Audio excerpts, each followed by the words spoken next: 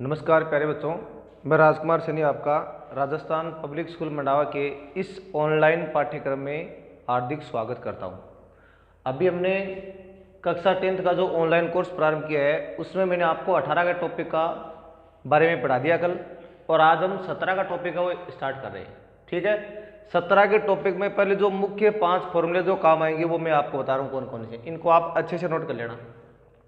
पहला फॉर्मूला है अवर्गीकृत आंकड़ों का मध्य होता है सिग्मा x बटे n होता है, और उसके बाद में प्रत्येक विधि से अगर आपको मध्य निकालना है तो आएगा सिग्मा एफ एक्स बटा सिग्मा एफ। ये एफ है यहाँ पर, ठीक है ना। और कल्पित मध्य विधि से अगर आपको मध्य निकालना है तो आएगा a plus sigma F D बटा सिग्मा एफ। उसके बाद में चौथा फॉर्मूला है पग विचलन विधि से मध्य, इसका होता है a plus sigma F U बटा सिग्मा एफ गुणा एच।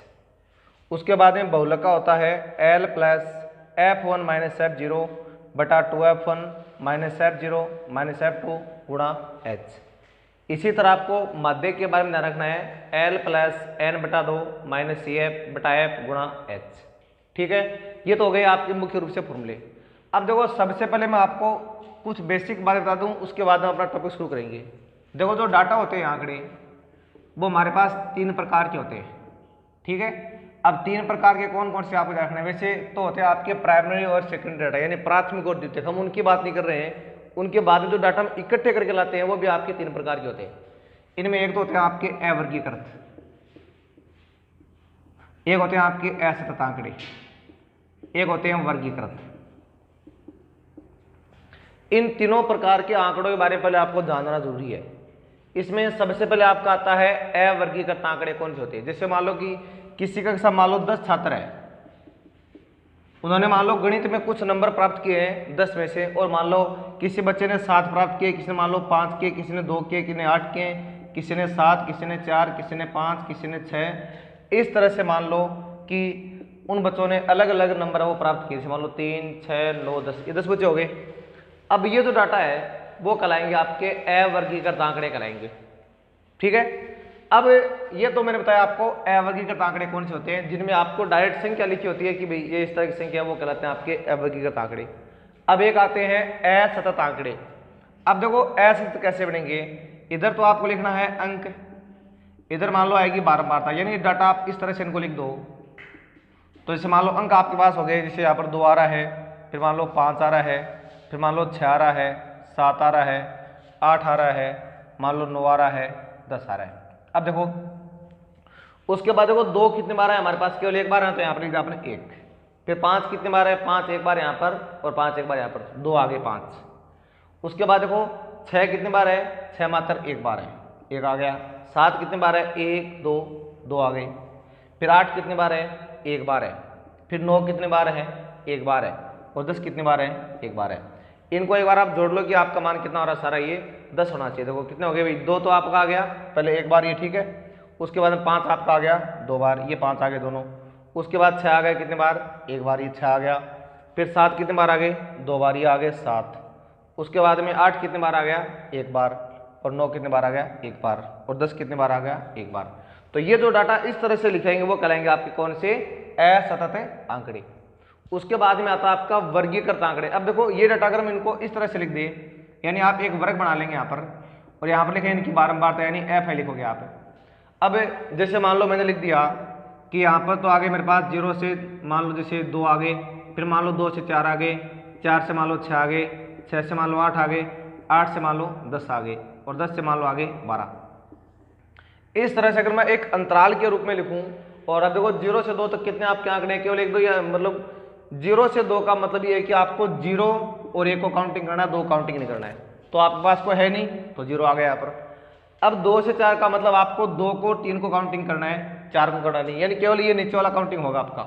तो एक ही आंकड़ा है आपके पास, तो यहाँ पर आ जाएगा 1। मतलब इस तरह जो संख्या बनेगी आपकी, वो किस तरह के डाटा कहलाएंगे, आपके वर्गीकृत डाटा कहलाएंगे। तो ये तो मैंने आपको सबसे पहले जो डाटा होते हैं तीनों, उनके बारे में एक अलग से बताया है। अब हम क्या करेंगे, बारी बारी से तीनों प्रकार के जो डाटा है उनका अध्ययन करेंगे। जैसे पहले हम करेंगे अवर्गीकृत का, बाद में असतत का, और उसके बाद में अध्ययन करेंगे किसका, वर्गीकृत का। तो देखो, अब हम आगे जो अपने प्रश्नावली स्टार्ट कर रहे हैं, सबसे पहले पढ़ेंगे हम 17.1 और 17.1 में आप क्या सीखोगे, अवर्गीकृत जो आंकड़े होते हैं उनका माध्य कैसे निकालते हैं उनके बारे में आप सीखने वाले हो। तो प्यारे बच्चों, अब हम आगे अपने प्रश्नावली स्टार्ट कर रहे हैं। जैसे 17.1 है, वो फॉर्मूले आपने 5-6 उतार लिए होंगे और ये सारा वर्क आपको अपने नोटबुक में करना है ताकि आपको बाद में जब टाइम कम मिले तो आपको दिक्कत ना आए, ठीक है ना। अब देखो पहले प्रश्न में क्या लिखा है, यदि एक कक्षा के 10 छात्रों के गणित के प्राप्तांक 52, 75, 40, 70, 43, 40, 65, 35, 48 और 52 हो तो उनका आपको समांतर माध्य ज्ञात करना है। मैं देखो एक बात स्पष्ट कर दूं आपको, यहाँ पर इस प्रश्नावली में तीनों बातों का आपको एक ही मतलब मानना है, चाहे नाम समांतर माध्य लिखा हुआ जाए या मान लो फिर माध्य लिखा हुआ जाए या मान लो फिर औसत लिखा हुआ जाए, इन तीनों का आपको एक ही मतलब मानना है और तीनों का फॉर्मूला क्या होता है आपका, सिग्मा एक्स बटा एन, ठीक है। तो यहाँ पर इन तीनों में से कोई भी नाम आपके यहाँ पर लिखा हुआ सकता है, तीनों का एक ही मतलब होता है, चाहे समांतर माध्य निकालना हो, चाहे माध्य निकालना हो, चाहे औसत निकालना हो, सिग्मा एक्स बटे एन। तो अब आपको निकालना है क्या, इसमें समांतर माध्य निकालना है। तो समांतर माध्य का फॉर्मूला हो गया हमारे पास क्या, सिग्मा एक्स बटे एन। समांतर माध्य को आप एक्स बाहर से दिखा सकते हो, इन सब का संकेत ये होता है।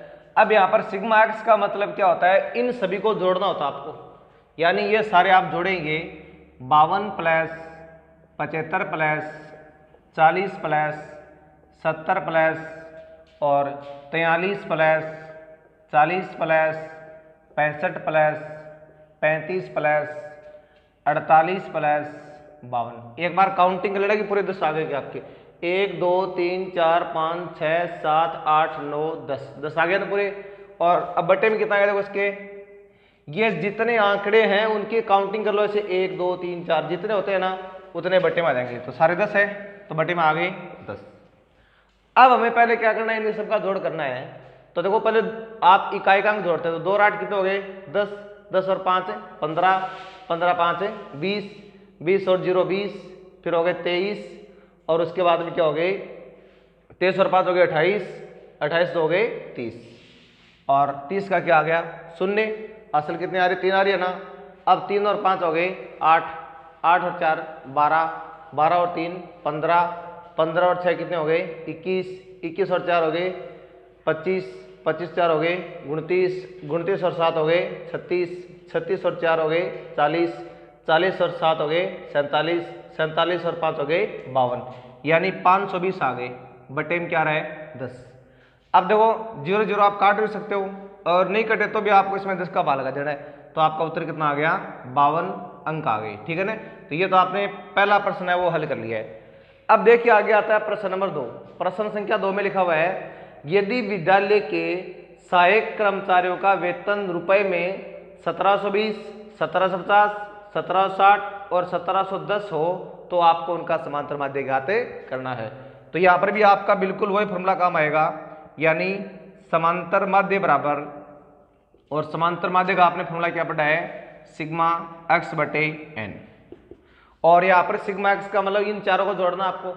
तो फिर से आप क्या लिखोगे 1720 प्लस 1750 प्लस 1760 प्लस और 1710, ये 60 है यहाँ पर, और बटे में कितना रहा है, ये सारे कितने हो गए 1 2 3 4, 4 हो गए ना, तो बटे में लगा दोगे यहाँ पे 4। अब देखिए इन सब का पहले आपको योग करना है। तो देखो 0 0 0 और 0, तो पहली वैल्यू आपके पास आ गई 0। अब देखो फिर 1 लिया आपने, 1 और 6 हो गए 7, 7 और 5 हो गए 12 और 12 और 2 कितने हो गए 14 हो गए। और असल एक आ गई ना अभी, 1 और 7 हो गए 8, 8 7 हो गए 15, 15 और 7 कितने हो गए 22 हो गए, और 22 और 7 कितने हो गए 29 हो गए। और असल कितने आ गई 2 आ गई ना। अब देखो 2 और 1 3, 1 4, 1 5 और 1 6, यानी 6 आ गया यहाँ पर। बटे में क्या रहा है 4। अब आपको 4 का इसमें भाग लगाना है अभी। तो पहले आपका भाग है इसमें, एक बार 4 एकम 4, बचा कितना 2 उतारा 9, अब आ गया 7 चौके 28, बचा कितना 1 उतारा 4, अब बाकी कितने बार गया आपका 3 बार, 4 तियाँ 12, बचा 2 0, 4 पंजो 20, तो 1735 रुपये, ये क्या आ गया उनका, यानी समांतर माध्य आ गया। अब देखो आगे आता है प्रश्न संख्या 3। प्रश्न संख्या 3 में लिखा हुआ है, यदि 3, 4, 8, 5, x 3, 2, 1 अंकों का समांतर माध्य 4 हो तो x का मान ज्ञात करना है। यानी इस बार आपको जो मतलब अंक तो क्या दे रखे हैं आपको, अंक तो आ रहे हमारे पास 3, 4, 8, 5, x 3, 2 और 1, और समांतर माध्य आपके पास अलग से दिया गया पहले से। कितना समांतर माध्य जो हमारे पास है वो आ रहा है, कितना आ रहा है, 4 आ रहा है। और आपको इस बार किसका मान निकालना है, x का जो मान है वो आपको ज्ञात करना है। तो हम क्या करेंगे, वो अपना समांतर माध्य का फॉर्मूला काम लेंगे। तो आपने लगा दिया यहाँ पर समांतर माध्य बराबर सिग्मा x बटे n, और समांतर माध्य का मान दिया गया आपको पहले से, कितना 4 दिया गया। तो याद रख दोगे आप 4, और सिग्मा x का मतलब इन सबको जोड़ना है पहले आपको। तो यानी 3 + 4 + 8 + 5 + x + 3 + 2 + 1 लिख दिया। और देखो इसके बट्टे में कितना आएगा, ये काउंटिंग करो, 1, 2, 3, 4, 5, 6, 7, 8, 8 हो गए। तो बट्टे में क्या देगा, 8। हालांकि जो 4 है ना ये बिल्कुल इस लाइन के सीधे में आएगा। अब देखो ये 4 तो रखना है सेम आपको एक बार। अब इन सबको जोड़ो, देखो x तो चर है वो तो सीधा आ गया यहाँ पर पहले, बाकी सबको जोड़ो आप एक बार। तो 2 और 1 3 हो गए, 3 3 6 हो गए, 6 और 5 हो गए 11, और 11 8 कितने हो गए 19, 19 4 हो गए 23, 23 3 हो गए 26। बटे में कितना आ रहा है, 8। इसके बटे में क्या माना आपने, 1। अब इनको क्या करवाना आपको, दोनों को वज्र गुणा करना है। अब वज्र गुणा करने का मतलब क्या होता है कि ये 1 तो होगा इनसे गुणा और 4 होगा इससे गुणा। तो जब आप इस संख्या को 1 से गुणा करते हो ना तो ये सेम ही संख्या आ गई हमारे पास। उधर 8 चौक कितने हो गए 32। अब आप 26 को उधर भेज दो तो आ गया 32 - 26, यानी आपके पास जो x का मान है वो कितना आ गया, इनको घटा दो आप दोनों को भी तो 6 बच गया ना। तो आपका उत्तर क्या आ गया, 6। तो x का मान हमारे पास आ गया 6। तो ये तो हमने पढ़े प्रश्न 3। अब आगे आपका आता है प्रश्न संख्या, बच्चों प्रश्न नंबर जो आपका आगे 4, 5, 6 तीनों प्रश्न है वो बिल्कुल पहले और दूसरे प्रश्न के अनुरूप ही है। तो उनको आप पहले और दूसरे प्रश्न के अनुसार स्वयं हल कर सकते हो। फिर भी अगर आपको कोई दिक्कत आती है तो आप मेरे से वो प्रश्न बाद में कमेंट के थ्रू लिख के पूछ लेना कि हमको नहीं है, मैं बता दूंगा। बाकी वो तीनों प्रश्न आपके सेम पहले और दूसरे प्रश्न के अनुसार है। अब देखो प्रश्न संख्या हम 7 की बात करते हैं। 7वें प्रश्न में क्या रहे, एक कक्षा के वर्ग ए के 25 छात्रों का भार 51 किलोग्राम है। यहां पर ये औसत भार है, ठीक है ना, सॉरी यहां पर मैं लिखा नहीं है औसत नाम है, ये औसत भार। एक कक्षा के वर्ग ए के 25 छात्रों का औसत भार 51 किलोग्राम है, जबकि वर्ग बी के 35 छात्रों का औसत भार 54 किलोग्राम है। तो इस कक्षा के 60 छात्रों का आपको औसत भार वो ज्ञात करना है। तो देखो पहले हम दोनों की बारी बारी से बात करते हैं। पहले हम बात करें वर्ग ए के लिए। तो यहां देखिए वर्ग ए के लिए मेरे पास n का मान तो हो गया 25, यानी छात्रों की संख्या होगी 25, और उनका औसत भार यानी ये हो गया मेरे पास कितना 51 हो गया। पहले हम निकालेंगे 25 छात्रों का कुल भार, 25 छात्रों का कुल भार। तो इसके लिए आप कैसे निकालोगे, n इंटू आप सिग्मा x कर दोगे। अब आप कहेंगे ये फॉर्मूला कहाँ से है, तो देखो आपने भी औसत का फॉर्मूला ये पढ़ रखा है ना, सिग्मा x बटे n। जहां पर ये तो क्या होता है औसत होता है, ये उन सब का योग होता है, ये उनकी होती है संख्या। अब जब आप इनको ऐसे वज्र गुणा कराते हो तो सिग्मा x किसके बराबर आता है, n इंटू एक्स बार के गुणनफल के बराबर तो आता है ना। तो यहाँ पर योग के लिए फॉर्मूला क्या बन गया आपका, n इंटू एक्स बार। हमें क्या निकालना है, 25 छात्रों का कुल भार निकालना है, इनका योग निकालना है। तो आप इन दोनों क्या करवा देंगे, गुणा। तो मान आ गया 25 गुणा 51। अब इन दोनों को आप गुणा करोगे तो देखो पहले 25 एकम 25 असल 2 आगे ने, अब 25 पंजो 125 और 2 कितने हो गए 127। ये तो आ गया 25 छात्रों का कुल भार। अब देखिए हम बात करते हैं किसके लिए, वर्ग बी के लिए। जब आप वर्ग बी के लिए बात कर रहे हो, इस बात का मतलब ये हुआ कि वहां पर n का मान तो हो गया मेरे पास 35, क्यों छात्र सारे 35 है, और उनका औसत भार कितना आ रहा है 54 किलोग्राम आ रहा है। तो 54 लिख दिया आपने। अब निकाल लो आप 35 छात्रों का कुल भार, 35 छात्रों का कुल भार। तो वही तरीका होगा, दोनों गुणा करने आपको, यानी n इंटू एक्स बार। तो मेरे पास आ गया 35 गुणा 54। जब आप इन दोनों को गुणा करवाते हो तो आपके पास यहाँ पर आ जाएगा मान 1890 किलोग्राम, यानी 1890 किलोग्राम आ गया। अब हम क्या करेंगे, हमें तो 60 का निकालना है ना, तो आप लिखोगे 60 छात्रों का कुल भार, 60 छात्रों का कुल भार। तो देखिए 25 का तो आपने पहले निकाल रखा है, 35 का आपने भी निकाल लिया, इन दोनों को जोड़ दोगे आप, तो 1275 प्लस 1890, और जब आप इन दोनों को जोड़ोगे तो आपका मान आ गया 5, फिर 7 और 9 16, असल 1 आ गई, फिर 11, असल 1 3, 3165 किलोग्राम आ गया। ये तो अभी 60 छात्रों का आपने क्या निकाला है, कुल भार निकाला है, लेकिन आपको क्या निकालना है, 60 छात्रों का औसत निकालना है ना, तो आप लिखोगे 60 छात्रों का औसत भार, 60 छात्रों का औसत भार, तो वही फॉर्मूला हो गया आपका सिग्मा एक्स बटा एन। अब यहाँ पर सिग्मा एक्स कौन है, सिग्मा एक्स है इन सभी छात्रों का भारों का कुल योग है, जो कितना आ रहा है 3165 आ रहा है, तो आपने लिख दिया 3165, और छात्र सारे कितने हो गए, 60 छात्र है, तो बटे में क्या आ गया 60। अब आपको 60 का भाग इसमें लगाना है, तो देखिए जब आपने पहले 316 में भाग लगाया तो आपका भाग गया 5 बार, यानी 300, बचा कितना 16, उसके बाद आपने आगे क्या 5 उतारा। अब 60 का भाग इसमें कितने बार गया, 2 बार गया, यानी 60 दूनी 120, बचा कितना, यानी बच गया मेरे पास कितना 45 बच गया। अब आगे संख्या है नहीं, तो आपने लगाया पॉइंट, अब उतारा आपने 0। अब वापस आपने 60 का भाग लगाया इसमें, तो कितने बार गया 7 बार गया, यानी 420, तो आपका भाग गया 7 बार, बचा कितना 30, वापस 0 उतारा, और आपका भाग गया 5 बार, यानी 52.75 किलोग्राम आपको क्या प्राप्त हो गया, 60 छात्रों का जो औसत भार है वो आपको प्राप्त हो गया है। तो प्यारे बच्चों अब आगे आता है प्रश्न संख्या 8। इसमें लिखा हुआ है 5 संख्याओं का औसत 18 है, यदि एक संख्या हटा दी जाती है तो औसत 16 हो जाता है, हटाई गई संख्या ज्ञात करो। मैं बता दूं आपको, जैसा आपका 8 का प्रश्न है बिल्कुल सेम टू सेम आपका वैसे आगे प्रश्न संख्या 10 आएगा, जो आप खुद करने का प्रयास करेंगे, और अगर आपको नहीं आए तो फिर आप मेरे को कमेंट बॉक्स में लिख के बताना। बिल्कुल दोनों सेम ही प्रश्न है, जैसा आपका 8 का है वैसा वैसा आपका 10 का प्रश्न है। उसमें भी 5 कर्म, जैसे इसमें 5 संख्या है ना, तो वहां पर 5 कर्मचारी है, उनका वेतन है, फिर बाद में एक सेवानिवृत्त होता है, तो फिर वेतन उतना होता है, तो वहां पे निकालना। तो सेम जैसा 8 का है वैसे ही आपका 10 का है। तो 8 के का पहले आप उत्तर देखिए क्या होगा। तो याद देखो मेरे पास संख्या कितनी है, n का मान 5 है, उनका औसत कितना आ रहा है 18 आ रहा है। पहले आप निकालो 5 संख्याओं का योग, 5 संख्याओं का योग। अब योग निकालने का देखो मैंने अभी पिछले सवाल में बताया था कि आप n को अक्ष बार से गुणा कर दोगे, यानी आप 5 को किससे गुणा कराएंगे 18 से, तो मान कितना आ गया आपका 90 आ गया। अब देखिए प्रश्नानुसार एक संख्या हटा देने के बाद,